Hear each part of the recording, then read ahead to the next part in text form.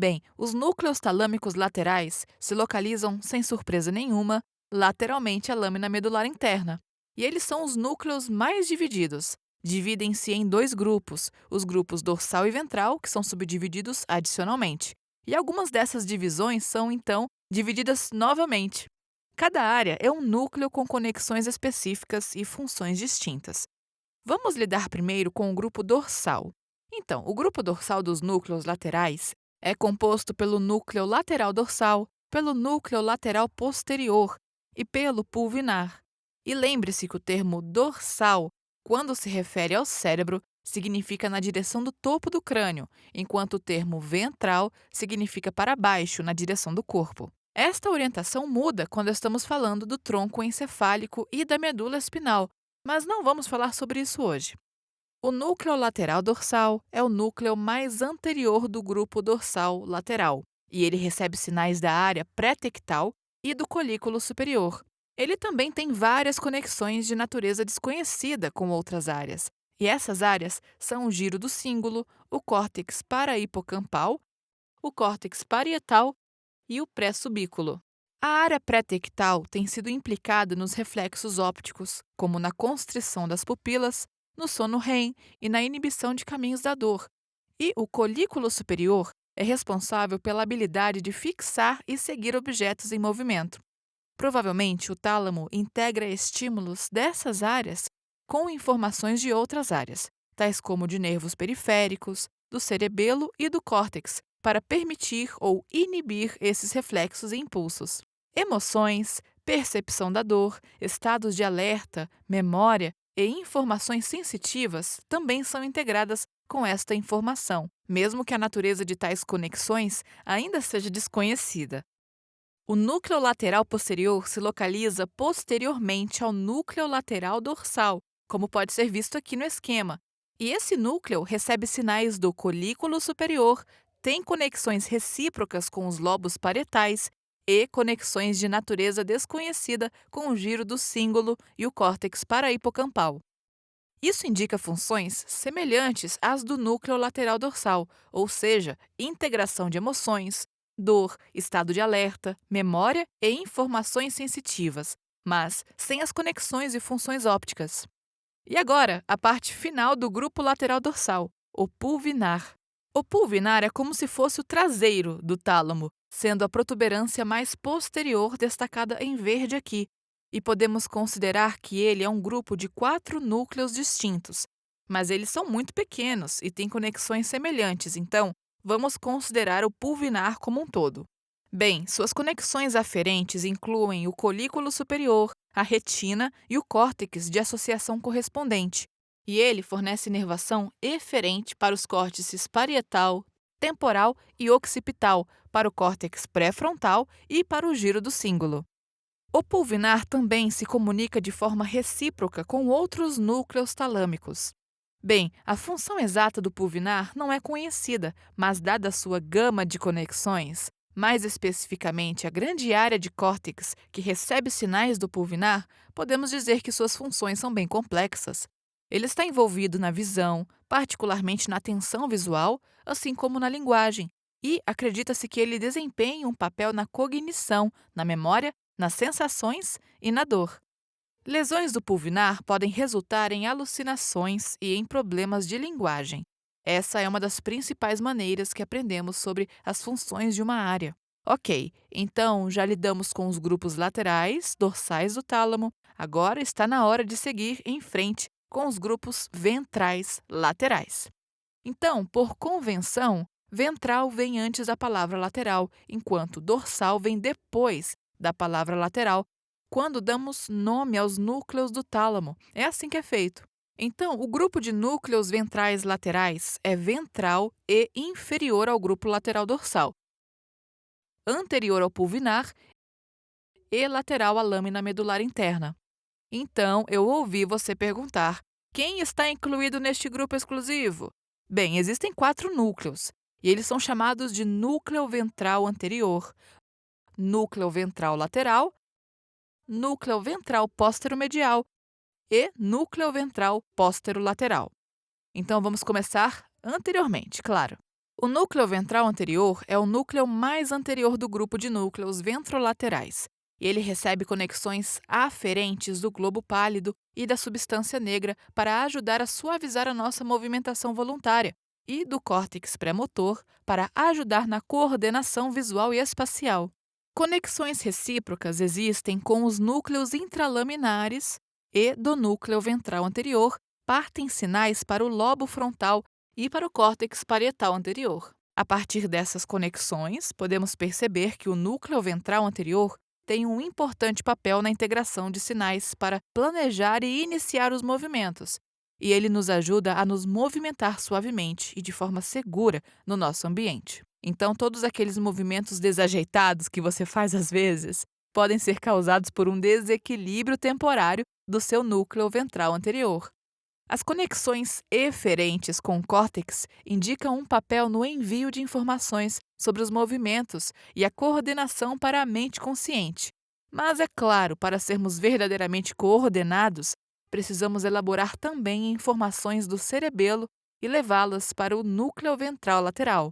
Bem, localizado logo caudal ao núcleo ventral anterior, o núcleo ventral lateral recebe sinais aferentes do cerebelo, do globo pálido, do trato espinotalâmico, núcleos vestibulares do equilíbrio e do córtex motor pré-central. E as regiões que recebem sinais eferentes do núcleo ventral lateral incluem o córtex motor suplementar, o córtex pré-motor lateral e a área 4 do córtex motor primário. Assim, o núcleo ventral lateral é usado para transmitir propriocepção e sinais motores do cerebelo, e ele está ativo o tempo todo, disparando sinais para retransmitir informações de movimentos passivos e ativos. E seguindo caudalmente, nos deparamos com o núcleo ventral posterior, que consiste no núcleo ventral póstero-medial e no núcleo ventral póstero-lateral, que se localizam logo anterior ao pulvinar. Então, vamos deixar a lâmina medular interna por agora, para lidar primeiro com o núcleo ventral póstero-medial. Este núcleo recebe uma leva principal de sinais vindos do trato trigêmino-talâmico. Esse trato transmite informações de dor, temperatura e tato grosseiro de áreas inervadas pelo nervo trigêmeo, isto é, da face do couro cabeludo até o vértex do crânio, que é onde os ossos frontal, parietal e occipital se encontram no topo da sua cabeça. Do núcleo ventral póstero-medial, os sinais são então retransmitidos para as áreas 1 e 3B do córtex somatosensorial primário, para o córtex somatosensorial secundário e para o córtex insular. Assim, o núcleo ventral póstero-medial transmite sensações de dor, temperatura e tato grosseiro da face e da cabeça para serem registrados na nossa consciência. Bem, e sobre o outro núcleo ventral posterior? Bem, o núcleo ventral posterolateral é meio que o ator principal do tálamo. Ele recebe sinais do trato espinotalâmico, que é responsável por conduzir as sensações de dor, temperatura e tato grosseiro do corpo, e da via do lemnisco medial dorsal, que transmite sensações de tato fino, vibração e propriocepção.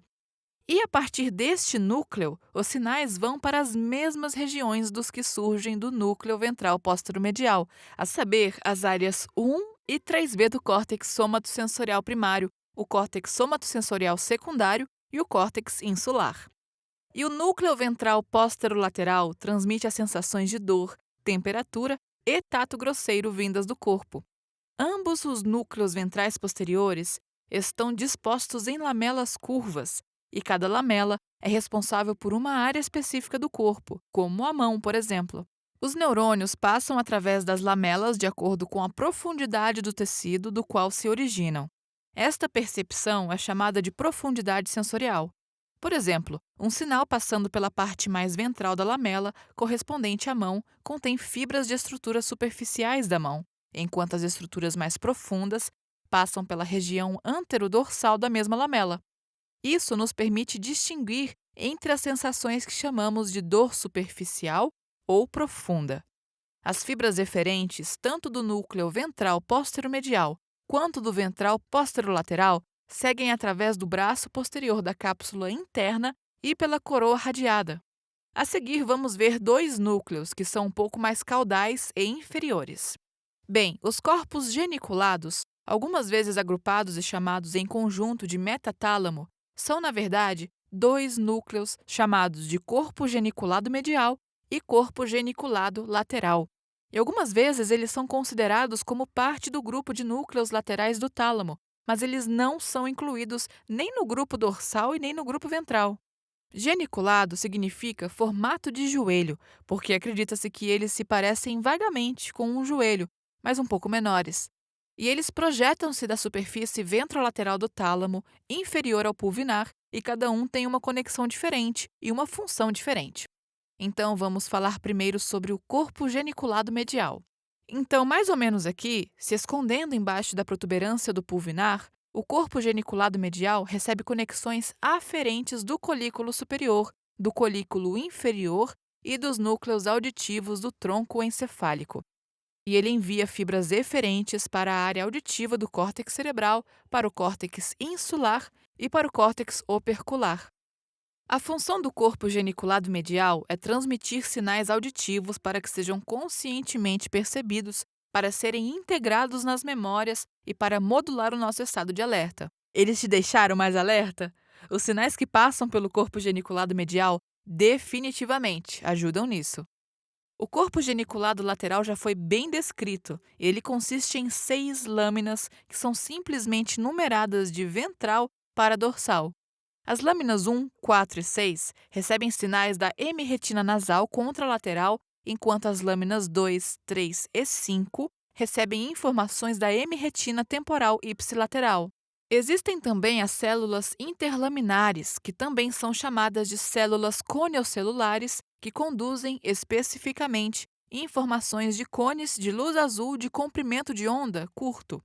O núcleo passa essas informações para eferentes, que se dirigem à área 17 e às áreas visuais extraestriadas do córtex occipital.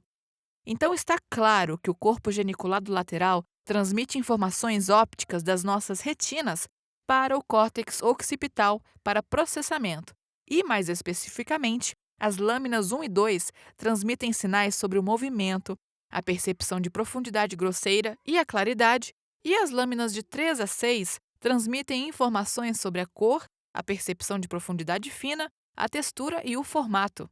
Então, resumindo rapidamente, o corpo geniculado medial transmite a audição, enquanto o corpo geniculado lateral transmite a visão.